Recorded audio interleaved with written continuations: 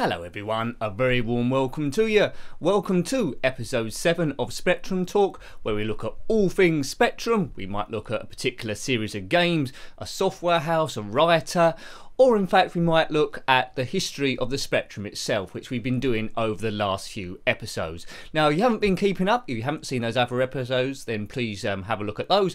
They don't waffle on and on and on. They are designed to be bite-sized chunks to keep it nice and interesting. So we've been looking at the Spectrum's early beginnings, right back to when they weren't actually a proper company, when they made the MK14, which essentially was a motherboard you can send off and assemble, so aimed at hobbyists. Then come the ZX80, with a name change to Sinclair Research, which is a very, very basic computer to get things going. The year later come the ZX81, although that was in development when the ZX80 even had got produced. And it's there where we first see the early start of gaming starting to happen. The system had a proper casing, which the ZX80 didn't. It had a rather fragile tinfoily sort of yogurt pot style casing, but the failure rate on these machines weren't very good because they was made with the cheapest components, I believe, because Sir Clive, well, he wasn't known as Sir Clive then, but Clive wanted to keep costs down as low as possible to actually bring computers to the general public instead of just businesses and hobbyists there, which had been up to that point. So it was a change of times. It's the next era which I really come involved as a kid.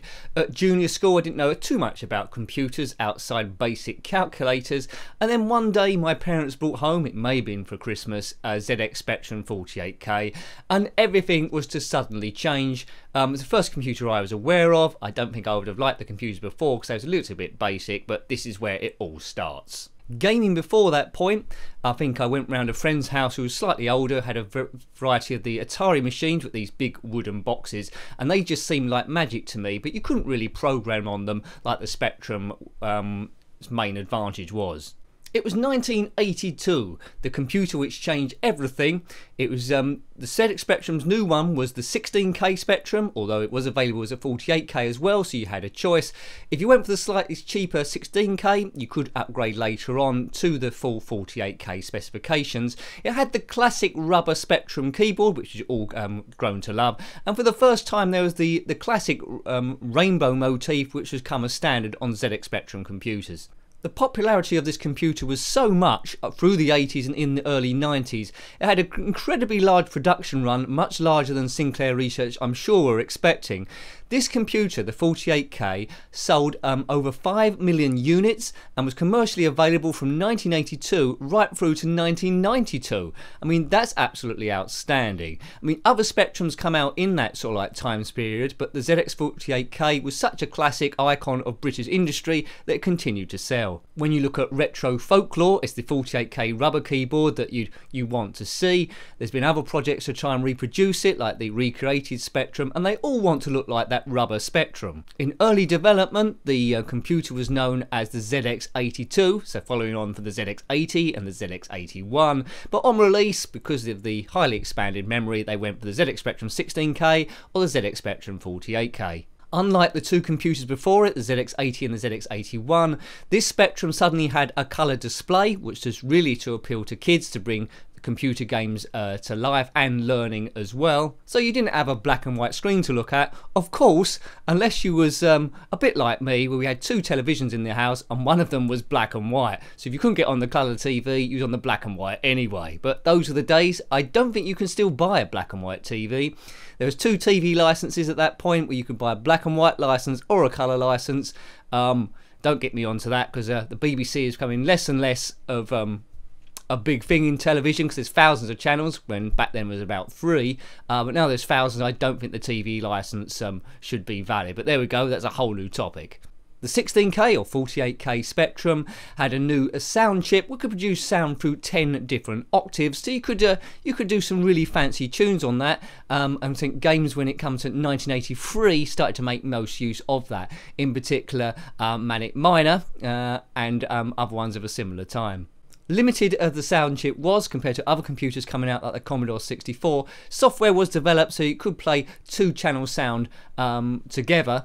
So there has been times where I put up a game on the ZX Spectrum 48K which has used that, and people automatically think it's the 128K. Well, no, there was a program available which allowed you to do split sound. Some of the better known games that came out during this period, which is always my favourite gaming era, 82, 83 and 84, but such classics like Meteoroids come out, which is a bit like Asteroids from the arcades. There was The Hobbit, of course, which is a great game I'm yet to review. It's a text adventure, but won't be too boring to review. Road Frog, which we reviewed quite recently, a little bit clunky, but classic for 1982.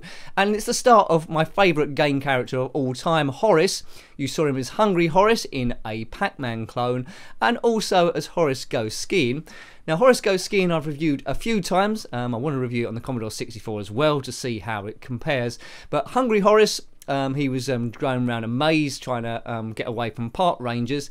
And the skiing one, you had to get across a busy road, and then you got a ski slalom. So this was a massive, massive leap forward in gaming, and one I look back to with fond memories. Really good times.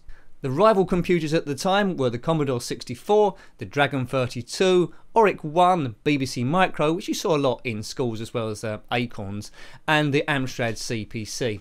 Now, in the playground where I was, it was all about the ZX Spectrum 48K against the Commodore 64. I'm sure some people might have owned the Amstrad CPC, but I didn't come across them. Things like the Oric 1 I never knew about. There was a computer I saw in a magazine called the Jupiter Ace, but I never actually saw any of those actually in the wild. It's a shame really back in the day, because everyone that owned a ZX Spectrum 48K damned the 64, the Commodore 64, and vice versa. Very few people, unless they were rich, owned two systems, but what I'm learning now through reviewing Commodore 64 games for the first time, they're quite good as well. They've got different capabilities, but my heart will always be for the ZX Spectrum, and that's why I'm really enjoying looking through the various ones in their history.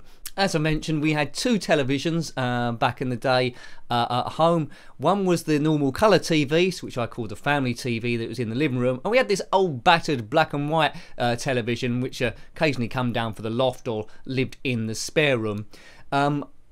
Because of this, quite often if I didn't get home first, my sister did, she would watch kids TV, which is, I suppose, a bit exciting, and then I'd have to use the black and white. So it was always a big rush home to see who can get to that TV first, and then we had a sort of like rota system, which often fell apart and led to great sibling rivalry. But that's what it's all about, nostalgia. Now, I used that rubber-keyed 48K Spectrum for the best part of about, I would say, 8-9 years, and I did programming on it, never did my own games, played a load of games, destroyed a load of joysticks playing Daley Thompson Decathlon, and I have some really great memories on that. It was my entry into computers and get really involved. Friends would come round playing the games. It was absolutely wonderful times, really. Eventually the power cable started to get a bit weak, so I spent ages programming in something, and if my knee or leg nudged the wire, the whole thing would reset. And if you owned a ZX Spectrum, did a lot of programming, we've all been there, where it hasn't saved and the whole thing's reset. It was very important to save your work quite regularly to cassette, because if the whole thing you could lose your work at any point. But there you go, that's a part of the frustration as well of being a ZX Spectrum owner. I used to have a school friend that came around quite a lot to use the 48K. He was a bit obsessed with it but never owned one, and he would knock on my door practically every day. Then it comes to the point that the ZX Spectrum 48K Plus come out in October 1984. He got one of those and I never saw him ever again. He never knocked on the door. So it's obvious what he was getting out of that relationship. I don't blame him though. That's what kids fought like, wasn't it, back in the day? I'm sure I was no different. So what was different about the ZX Spectrum 48K Plus? Why should people get that? Well, I think Sinclair Research, I believe their aim was to make it look more business looking from this rubber keyboard, and it did look more professional to the eye, something you could potentially see in an office where the rubber keyboard looked like a bit of a toy at best. So it had a QL style casing, an injection molded keyboard, so that sounds quite flash, a reset button, so just one button to just reset it rather than typing in new or doing the keys. Despite all this, it was electronically identical to the 48K. So there was nothing in programming wise that the 48K Plus could do that the standard 48K couldn't do. So unless your computer was damaged in some way, there's no real reason to upgrade. I think they were trying to appeal to an extended market beyond what they already had got. But I think the production run of the older ZX Spectrum, correct me if I'm wrong, was longer than this Spectrum Plus. Part of the reason might have been reliability issues.